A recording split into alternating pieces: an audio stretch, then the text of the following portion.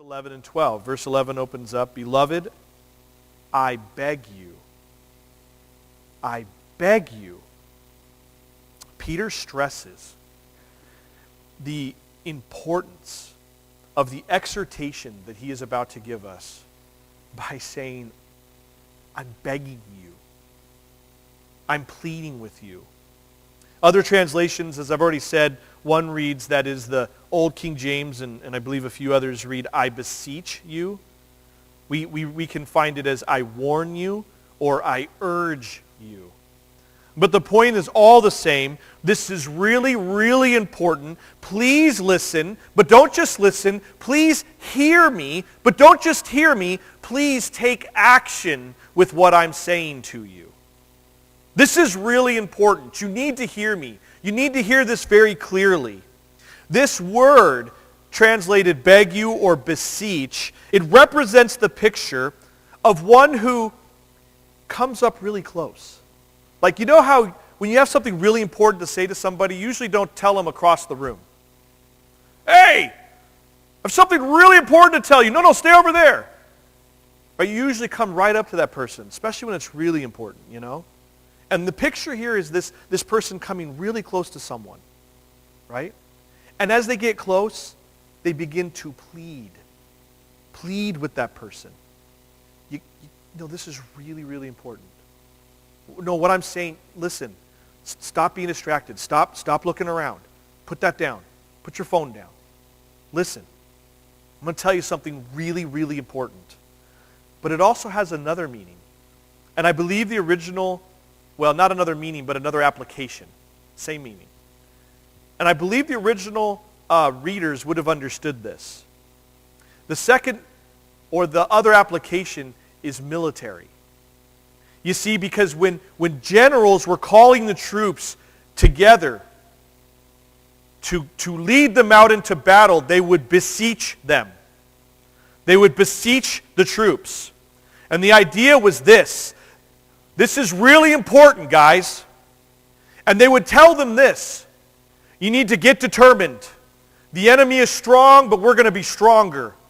And when you come back a victor, it'll be worth it. It's going to be tough, but you need to fight on. You need to do it with determination. They would bring them together and they would say, the reality is, a lot of us aren't making it back, but it's worth it. We need to go out with determination and overcome this enemy. And I believe that we need to understand both meanings to really get a hold of what Peter is saying here, what the Holy Spirit is saying here. But before we go further, there's two other words, sojourners and pilgrims. He says, I beg you as sojourners and pilgrims. Because Peter reminds us that this isn't our home. We're foreigners. We're not to set up camp permanently here, but just temporarily. The word sojourner describes an individual who lives among the citizens of a nation but is not a citizen of that nation. He is a foreigner or an alien in that nation. Even though he may be receive the legal right to live there, he doesn't have the same right to participate in society to the same degree that the legal citizens do. And then the second word, pilgrim, depicts the attitude that the believers must have about their present lives in the world. It describes a temporary traveler who is merely passing through a certain territory on the way to their final destination. That's what a pilgrim is. The person is simply passing through. He doesn't allow himself to become attached, but rather stays disconnected. What I'm not saying is this, aloof, right? The word isn't aloof. I don't really care. I don't care what happens. I'm just passing through. That's not the intent here. The intent is not to become entrenched. Like, man, I need to make this my permanent home.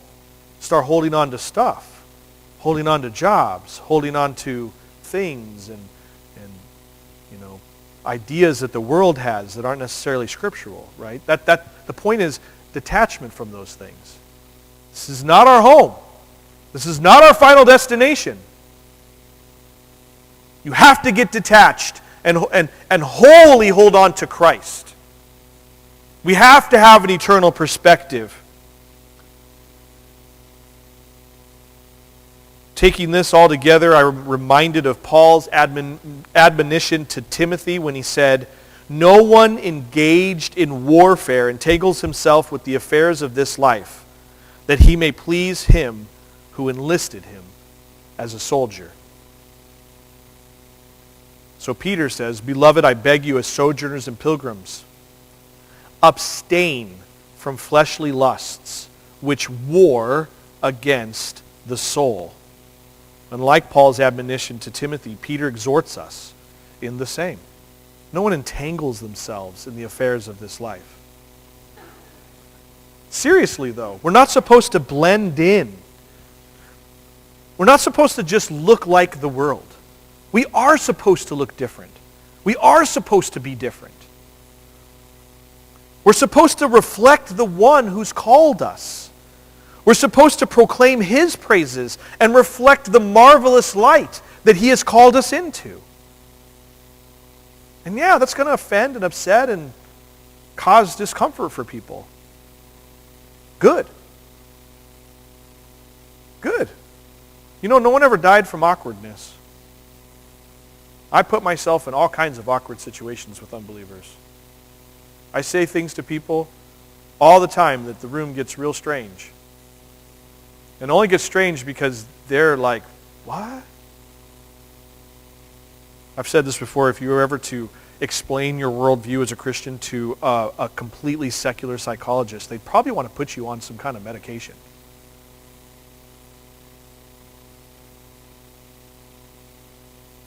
And so, you have a choice to make. Because we're not supposed to just follow along and entangle ourselves in the affairs of this world. You have a choice to make. Are you going to follow hard after Jesus and abstain from fleshly lusts or not?